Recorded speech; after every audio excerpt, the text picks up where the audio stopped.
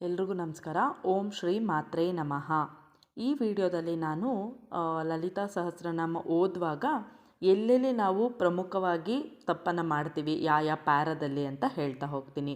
So ಈಗಾಗಲೇ ನಿಮ್ಗೆ ಗೊತ್ತಾಗಿದೆ ಅಲ್ವಾ, ಲಲಿತಾ ಸಹಸ್ರನಾಮ 1000 ಹೆಸರು ದೇವತೆನೇ ಏನಿದೆ ಅದನ್ನು 182.1/2 ಅಂದರೆ 182.5 ಭಾಗ ಅಥವಾ ಪದ್ಯ ಆಗಿ ಮಾಡಿದ್ದಾರೆ. ಸೊ ಇಲ್ಲಿ ನೀವು ಪ್ರಮುಖವಾಗಿ ಎಲ್ಲೆಲ್ಲಿ ಮಿಸ್ಟೇಕ್ಸ್ ಮಾಡ್ಬೋದು ಅನ್ನೋದನ್ನು ಹೇಳ್ತಾ ಹೋಗ್ತೀನಿ. ಅಂದರೆ ಇಲ್ಲಿ ಹೇಳುವಾಗ ನಾವು ಸ್ಪಷ್ಟವಾಗಿ ಹೇಳದೆ ಹೋದರೆ ಅದು ಬೇರೆ ಅರ್ಥನ ಕೊಡುತ್ತೆ. ಸೊ ಹಾಗಾಗಿ ಇಲ್ಲಿ ನೀವು ಇದು ತಪ್ಪುಗಳನ್ನ ಮೇಜರಾಗಿ ಮಾಡ್ತಾ ಹೋಗ್ತೀರಾ. ಸೊ ಅದ್ರ ಬಗ್ಗೆ ನಾವಿವತ್ತು ತಿಳ್ಕೊಳ್ಳೋಣ. ಅದಕ್ಕೆ ಮುಂಚೆ ನಾನು ನಿಮಗೇನು ಹೇಳಬೇಕು ಅಂದರೆ, ನಿಮಗೀಗ ಲಲಿತಾ ಸಹಸ್ರನಾಮ ಓದೋಕ್ಕೆ ಪಠನೆ ಮಾಡೋಕ್ಕೆ ಅಷ್ಟು ಸರಿಗೆ ಬರ್ತಿಲ್ಲ, ನನಗೆ ತಪ್ಪಾಗ್ತಾಯಿದೆ, ಉಚ್ಚಾರಣೆ ಸರಿಗೆ ಬರ್ತಿಲ್ಲ ಅಂದರೆ ನೀವು ಮೊದಲು ಯೂಟ್ಯೂಬಲ್ಲಿ ಬ್ರೌಸ್ ಮಾಡಿ ನೀವು ಪಠಣೆನ ಕೇಳಿಸ್ಕೊತಾ ಅವ್ರ ಜೊತೆನೇ ಹೇಳೋಕ್ಕೆ ಶುರು ಮಾಡಿ. ನಂತರ ನಿಮಗೆ ಅದರ ಅವಶ್ಯಕತೆ ಇರಲ್ಲ. ಆಗ ನೀವೇ ಓದ್ತಾ ಹೋಗ್ಬೋದು ಸುಲಭವಾಗಿ ಲಲಿತಾ ಸಹಸ್ರನಾಮವನ್ನು. ನಾನು ಸಹ ಅಷ್ಟೇ, ಫಸ್ಟು ಇನಿಷಿಯಲ್ ಡೇಸಲ್ಲಿ ನಾನು ಸಹ ಲಲಿತಾ ಸಹಸ್ರನಾಮ ಫಸ್ಟ್ ಟೈಮ್ ಕೇಳಿಸ್ಕೊಂಡಾಗ ಇಷ್ಟೆಲ್ಲ ಕಷ್ಟ ಇದೆಯಲ್ಲ, ಇದು ನಮ್ಮ ಕೈಲಿ ಆಗುತ್ತಾ ಅಂತಲೇ ಅಂದ್ಕೊಂಡಿದ್ದೆ. ಬಟ್ ನಂತರ ನಾನು ಕೇಳಿಸ್ಕೊತಾ ಅವ್ರ ಜೊತೆನೇ ನಾನು ಪಠನೆ ಮಾಡ್ತಾ ನಂತರ ನಾನು ಒಂದು ಕಡೆ ಬರ್ಕೊಂಡು ಪ್ರಾಕ್ಟೀಸ್ ಮಾಡಿ ಈಗ ಲಲಿತಾ ಸಹಸ್ರನಾಮ ನನಗೆ ಸರಳವಾಗಿ ಬರುತ್ತೆ. ಅದೇ ರೀತಿ ನೀವೂ ಸಹ ತಾಯಿಯ ಒಂದೊಂದು ನಾಮವನ್ನು ಸ್ಪಷ್ಟವಾಗಿ ತಿಳ್ಕೊಂಡು ಅದರ ಭಾವಾರ್ಥ ತಿಳ್ಕೊಂಡಾಗ ನಿಮಗೆ ಅದ್ರ ಉಚ್ಚಾರಣೆ ನೀಟಾಗಿ ಬರ್ತಾ ಹೋಗುತ್ತೆ. ಸೊ ಹಾಗಾಗಿ ಏನು ತಪ್ಪಾದ್ರೂ ತಿದ್ಕೋಬೋದು, ಏನಂತ ಇದಿಲ್ಲ. ಆದರೆ ನೀವು ಮೊದಲು ಸಂಕಲ್ಪ ಮಾಡ್ಕೊಳ್ಳೋಕೆ ಮುಂಚೆ ನೀವು ಪ್ರಾಕ್ಟೀಸ್ ಮಾಡ್ಕೊಬೇಕು. ಅಟ್ಲೀಸ್ಟ್ ನೀವು ಒಂದು 15 ಡೇಸ್ ಪ್ರಾಕ್ಟೀಸ್ ಮಾಡಿದಾಗ ನಂತರನೇ ನೀವು ಸಂಕಲ್ಪ ಮಾಡಿಕೊಂಡು ನೀವು ಓದೋಕ್ಕೆ ಶುರು ಮಾಡಬೇಕು. ಈಗ ಸಂಕಲ್ಪ ಮಾಡ್ಕೊಂಡಿದ್ದ ದಿನದಿಂದ ನೀವು ಸ್ಪಷ್ಟವಾಗಿ ಹೇಳಬೇಕು.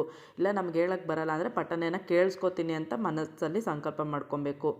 ಅದನ್ನು ಬಿಟ್ಟು ನೀವು ಆ ಸಂಕಲ್ಪ ಮಾಡಿಕೊಂಡಾಗ ನೀವು ಸರಿಗೆ ಓದ್ದಲೆ ಹಾಗೆ ಓದ್ತಾ ನಿದ್ದೆ ಮಾಡಿಬಿಡೋದು, ಕೆಲವರು ಈ ಥರ ಎಲ್ಲ ಮಾಡ್ತಾರಲ್ಲ, ಅದೆಲ್ಲ ಮಾಡಿದ್ರೆ ತಪ್ಪಾಗುತ್ತೆ.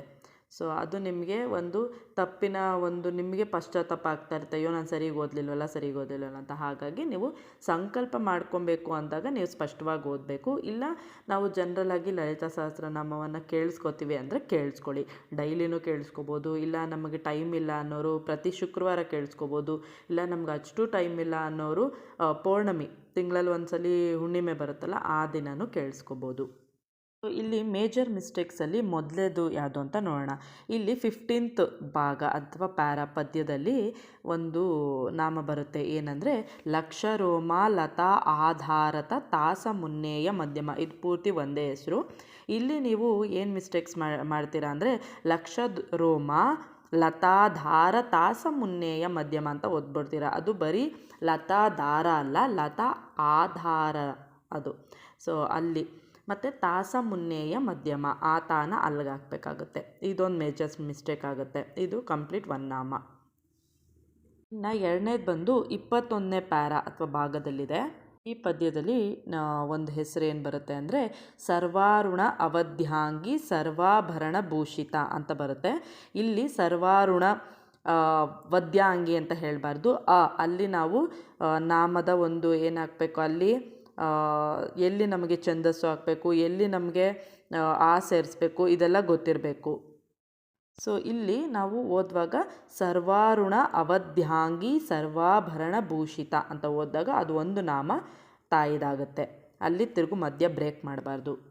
ಇನ್ನು 40ನೇ ಪದ್ಯದಲ್ಲಿ ಈ ನಾಮ ಬರುತ್ತೆ. ಮಹಾಶಕ್ತಿ ಕುಂಡಲಿನಿ ಬಿಸತಂತು ತನೀಯಸಿ. ಮಹಾಶಕ್ತಿ ಅದು ಒಂದು ನಾಮ, ಕುಂಡಲಿನಿ ಒಂದು ನಾಮ, ಬಿಸತಂತು ತನೀಯಸಿ ಒಂದು ನಾಮ. ಇಲ್ಲಿ ನಾವು ಶಕ್ತಿ ಅಂತ ಓದ್ಬಿಡ್ತೀವಿ. ಯಾಕಂದರೆ ಈಗ ನಾವು ಶಕ್ತಿ ಉಪಾಸನೆ ಅದೆಲ್ಲ ಮಾಡಿ ಶಕ್ತಿ ಅಂತ ಓದ್ಬಿಡ್ತೀವಲ್ಲ, ಆ ಶಕ್ತಿ ಅಂತ ಓದಬಾರ್ದು, ಅದು ಮಹಾಶಕ್ತಿ ಅಂತಲೇ ಓದಬೇಕು. ಸೊ ಹಾಗಾಗಿ ನೀವು ಓದುವಾಗ ನಿಮ್ಮ ಲ್ಯಾಂಗ್ವೇಜಲ್ಲೇ ನೀವು ಓದಬೇಕು. ಈಗ ಕನ್ನಡ ಬರೋರಿಗೆ ಕನ್ನಡದಲ್ಲೇ ಓದಿ, ಇಂಗ್ಲೀಷಲ್ಲಿ ನೀಟಾಗಿ ಅರ್ಥ ಆಗೋರು ಇಂಗ್ಲೀಷನ್ನೇ ತೊಗೊಳ್ಳಿ, ಇಲ್ಲ ತೆಲುಗು ತೆಲುಗುನೇ ತೊಗೊಳ್ಳಿ. ನಮ್ಮ ಭಾಷೆನೇ ನಾವು ತೊಗೊಂಡಾಗ ಅದು ನೀಟಾಗಿ ನಮಗೆ ಗೊತ್ತಾಗುತ್ತೆ. ಎಲ್ಲೆಲ್ಲಿ ನಾವು ಅಕಾರ ಉಕಾರ ಮತ್ತು ಎಲ್ಲ ಹಾಕಿದ್ದಾರೆ, ಇದು ಛಂದಸ್ಸು ಅವೆಲ್ಲ ಎಲ್ಲಿ ಹಾಕಿದ್ದಾರೆ ಅದೆಲ್ಲ ನಮಗೆ ನೀಟಾಗಿ ಗೊತ್ತಾಗುತ್ತೆ. ಒತ್ತು ದೀರ್ಘಾಕ್ಷರ ಎಲ್ಲಿ ಬರುತ್ತೆ, ಎಲ್ಲಿ ಗ್ಯಾಪ್ ಕೊಡಬೇಕು, ಇದೆಲ್ಲ ನೀಟಾಗಿ ಗೊತ್ತಾಗುತ್ತೆ. ನೆಕ್ಸ್ಟು ಪದ್ಯ ನಾಮದ ಯಾವುದು ಅಂದರೆ 51ನೇ ಪದ್ಯ. ಇಲ್ಲಿ ದುಷ್ಟಾಧೂರ ದುರಾಚಾರ ಶಮನಿ ದೋಷವರ್ಜಿತ ಇದು ಇರೋದು ಹೆಸರು. ದುಷ್ಟಾಧೂರ ಒಂದು ಹೆಸರು, ದುರಾಚಾರ ಶಮನಿ ಇದೊಂದು ಹೆಸರು, ದೋಷವರ್ಜಿತ ಇದೊಂದು ಹೆಸರು. ನಾವೇನು ಮಾಡ್ತೀವಿ ಅಂದರೆ ದುಷ್ಟಾಧೂರ ದುರಾಚಾರ ಅಲ್ಲಿಗೆ ಗ್ಯಾಪ್ ಕೊಡ್ತೀವಿ, ಶಮನಿ ದೋಷವರ್ಜಿತ ಹಂಗೆ ಕೊಡಬಾರ್ದು. ಆಗ ಏನಾಗುತ್ತೆ, ತಾಯಿಗೆ ನೀನು ದುರಾಚಾರ ಅನ್ನೋ ಒಂದು ಪದ ಬಂದ್ಬಿಡುತ್ತೆ. ಅಲ್ಲಿ ಅವಾಗ ಏನು ಮಾಡಬೇಕು ಅಂದರೆ ನೀವು ದುಷ್ಟಾಧೂರ ಇದೊಂದು ನಾಮ, ದುರಾಚಾರ ಶಮನಿ ಅಲ್ಲಿಗೆ ಎರಡು ಸೇರಿಸಿ ಕೂಡಿಸ್ಕೊಂಡ್ರೆ ಅದೊಂದು ನಾಮ ಆಗಿ ದೋಷವರ್ಜಿತ ಹೇಳಬೇಕಾಗುತ್ತೆ. ಇನ್ನು 5ನೇದು ಬಂದು ಪದ್ಯ 154 ಆ ನಾಮದಲ್ಲಿದೆ.